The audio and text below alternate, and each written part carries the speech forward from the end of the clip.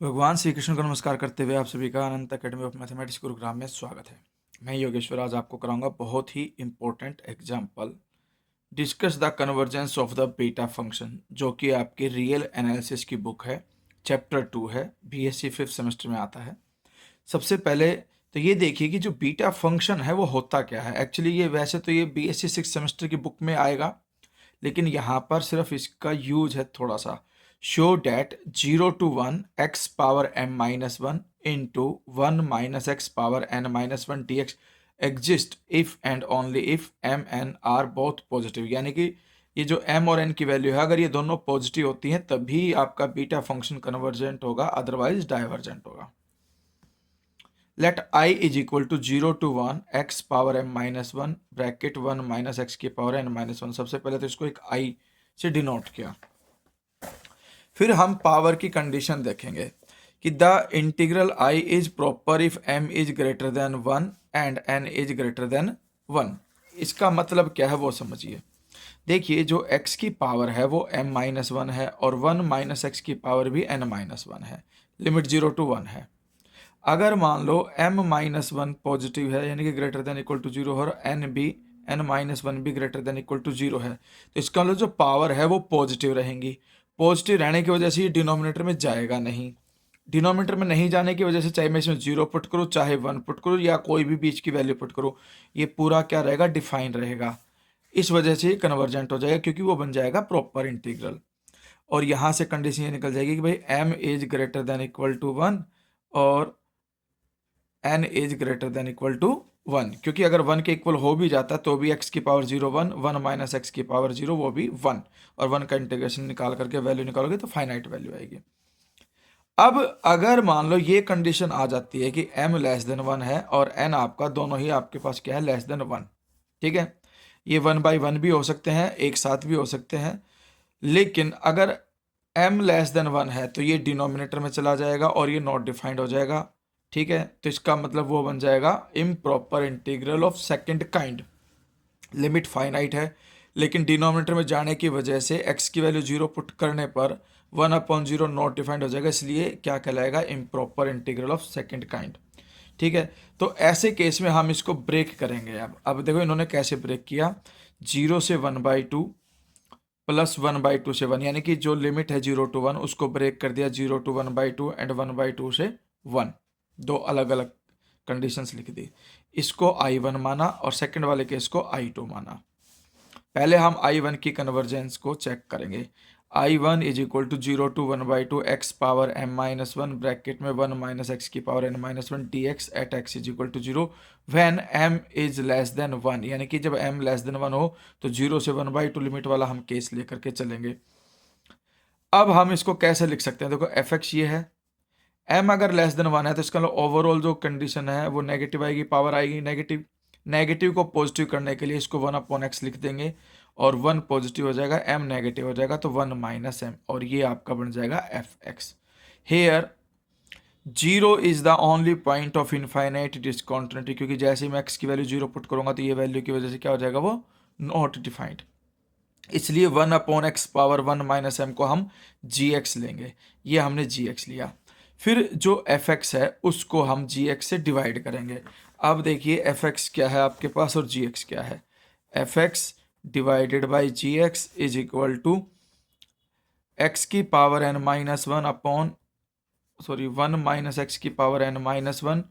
ये लो आप 1 minus x power n minus 1 divide में x power 1 minus m divided by g x हमने क्या लिया था, 1/x की पावर 1 माइनस एम। तो ये कट जाएगा, सिर्फ क्या बच जाएगा, 1 माइनस एक्स की पावर n माइनस 1 ये बचेगा। अब हम जैसे ही इसमें लिमिट x टेंस टू, क्योंकि 0 पे नॉट डिफाइंड था तो वही लिमिट लेंगे। जैसे हम इसमें 0 पुट करते हैं तो 1 माइनस 0 1, और 1 की कोई भी पावर हो वो 1 ही आएगा, which is not equal to 0 and infinity. So 0 to 1/2 fx dx and 0 to 1/2 gx dx behave alike. ये लाइन लिख करके आप लिख देना कि भाई gx तभी कन्वर्जेंट होगा, फाइनाइट लिमिट हो तब, जब आपके पास जो ये पावर 1 माइनस m है अगर ये लेस देन 1 हो जाए तो, यानी कि आप लिखोगे 0 से 1/2 1/x⁻1 - m dx converts at x equal to 0 if 1 - m is less than 1। It means 1 से तो 1 कट जाएगा, -m लेस देन 0 है तो m ग्रेटर देन 0 हो जाएगा। अगर m ग्रेटर देन 0 तो ये कन्वर्जेंट। तो यहाँ से I1 कन्वर्जेंट कब आया, जब m की वैल्यू 0 और 1 के बीच में आ गई। To discuss the convergence of I2, 1/2 से 1 लिमिट है, x की पावर m-1 है, 1 - x की पावर n-1 dx। अब आप क्या करोगे, आप चेक करोगे x इज इक्वल टू 1 पे, क्योंकि 1 ही ऐसी वैल्यू है जो इसमें पुट करोगे तो ये 0 हो जाता है, और जब n आपका लेस देन 1 होगा तो ये पावर नेगेटिव होगी, नेगेटिव की वजह से इसको 1 अपॉन में लिखोगे, जिस वजह से ये नॉट डिफाइंड हो जाएगा। तो ये आपका improper integral of second kind बन जाएगा, and point of discontinuity will be 1, क्योंकि 1 - 1 0 और डिनोमिनेटर में 0 नहीं आ सकता इसलिए। अब हम fx ये लेकर के चलेंगे, इसमें इस वाली वैल्यू को डिनोमिनेटर में लिखेंगे, पावर जो है उसके साइन चेंज करके, क्योंकि डिनोमिनेटर में जाएगी तो -1 + 1 हो जाएगा, प्लस n जो है वो -n। अब यहाँ पर जो gx है वो यही लोगे, 1 - x की पावर 1 - n, फिर लिमिट x टेंस टू 1 लेके चलोगे। आपकी बार 1 क्यों लेके चलोगे, क्योंकि वो 1 पे नॉट डिफाइंड था। पहले वाले केस में 0 ली थी क्योंकि 0 पे नॉट डिफाइंड था। अब की बार हम क्या लेंगे, 1 लेंगे। और एक डिफरेंस है, यहाँ पर 0 पॉजिटिव लिया क्योंकि वो लोअर लिमिट थी, तो लोअर लिमिट से कुछ अपर, और यहाँ पर 1 अपर लिमिट है तो इसलिए नेगेटिव का साइन लगाया ताकि डिफरेंस क्लियर हो सके।